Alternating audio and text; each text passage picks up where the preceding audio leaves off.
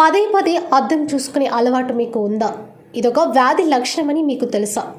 మీరు రోజంతా అద్దం వైపు చూస్తూ కూర్చుంటున్నారా? అద్దం చూసుకుంటూ మీ హావభావాలను పరిశీలించుకుంటూ గంటలు గంటలు గడిపిస్తున్నారా?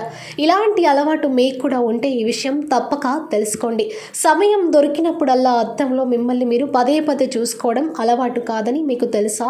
అవును, ఇది ఒక వ్యాధి లక్షణమని నిపుణులు అంటున్నారు. కంగారు పడిపోకండి. ఈ విషయాలు పూర్తిగా తెలుసుకొని తగిన జాగ్రత్తలు తీసుకుంటే ఏ ప్రమాదం ఉండదు.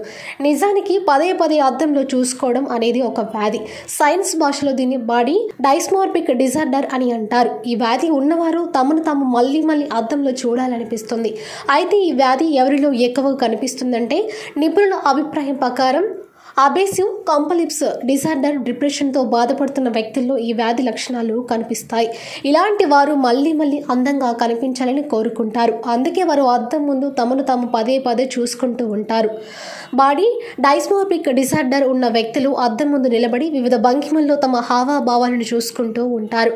అయితే అలా చేయడం వల్ల శారీరక మానసిక ప్రశాంతతను పొందుతారని నిపుణులు అంటున్నారు. అయితే ఈ డైమోస్పరిక్ రుగ్మత లక్షణాలు పురుషుల కంటే మహిళల్లో ఎక్కువగా కనిపిస్తూ ఉంటాయి.